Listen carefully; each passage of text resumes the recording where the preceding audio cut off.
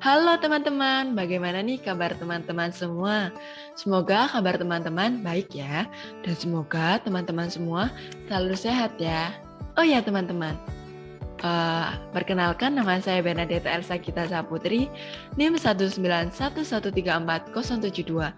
Dalam video presentasi kali ini, saya akan membahas 3 konsep utama teori belajar konstruktivistik.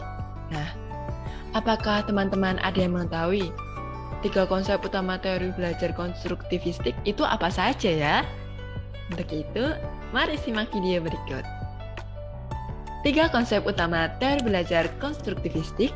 Yang pertama ada hukum genetik tentang perkembangan, yang kedua ada zona perkembangan proksimal, dan yang ketiga ada mediasi. Nah, kita akan membahasnya satu persatu ya. Kita akan membahas terlebih dahulu. Yang pertama yaitu hukum genetik tentang perkembangan. Hukum genetik perkembangan merupakan kemampuan seseorang akan tumbuh dan berkembang melewati 2 aturan. Yang pertama, tataran sosial lingkungannya, dan yang kedua, tataran psikologi yang ada pada dirinya. Nah, jadi maksudnya hukum genetik perkembangan ini dipengaruhi oleh lingkungan di luar dan dari dalam dirinya masing-masing.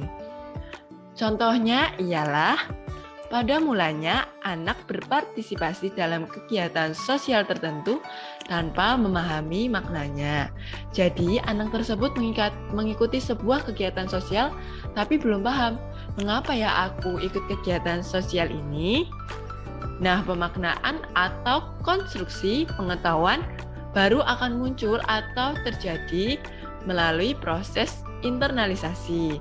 Namun, internalisasi yang dimaksud oleh Vygotsky bersifat transformatif, yaitu mampu memunculkan perubahan dan perkembangan yang tidak sekedar berupa transfer atau pengalihan.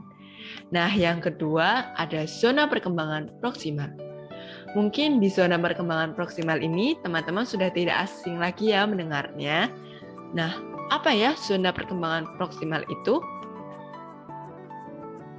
Zona perkembangan proksimal dibagi atau dibedakan dalam 2 tingkat. Yang pertama, tingkat perkembangan aktual yang tampak dari kemampuannya menyelesaikan tugas-tugas atau memecahkan masalah secara mandiri.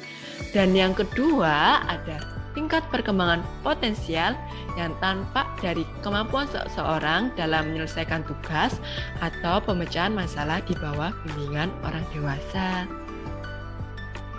Nah, kira-kira contohnya apa ya teman-teman? Contoh yang pertama, yang tanpa bimbingan orang yang lebih dewasa, yaitu misal siswa diberi tugas dan siswa tersebut mengerjakannya sendiri tanpa ada bantuan orang lain. Contoh lain misalnya saat sedang ujian kenaikan kelas, ujian tengah semester, siswa diberi soal dan mengerjakan soal tersebut tanpa ada bantuan dari orang yang lebih tua, orang dewasa, atau teman sebayanya. Dan yang kedua, ini yang dibantu oleh orang yang lebih dewasa. Misalnya, siswa diberi tugas membuat sebuah produk berupa makanan sehat. Lalu siswa membuat produk tersebut di bawah bimbingan atau didampingi oleh orang tua atau orang yang lebih dewasa. Seperti resepnya, bagaimana cara membuatnya, dan cara penyajiannya. Lalu yang ketiga ada mediasi. Apa sih mediasi itu? Mediasi merupakan tanda-tanda atau lambang-lambang yang digunakan seseorang untuk memahami sesuatu di luar pemahamannya. Nah, ada 2 jenis mediasi, teman-teman. Yang pertama, mediasi semiotik, di mana tanda-tanda atau lambang-lambangnya yang digunakan seseorang untuk memahami sesuatu di luar pemahamannya, ini didapat dari hal yang belum ada di sekitar kita. Kemudian dibuat oleh orang yang lebih paham untuk membantu mengkonstruksi pemikiran kita dan akhirnya kita menjadi paham terhadap hal yang dimaksudkan. Lalu yang kedua ada scaffolding, di mana tanda-tanda atau lambang-lambang yang digunakan seseorang untuk memahami sesuatu di luar pemahamannya ini didapat dari hal yang memang sudah ada di lingkungannya. Kemudian, orang yang lebih paham tentang tanda-tanda atau lambang-lambang tersebut akan membantu menjelaskan kepada orang yang belum paham sehingga menjadi paham terhadap hal yang dimaksud.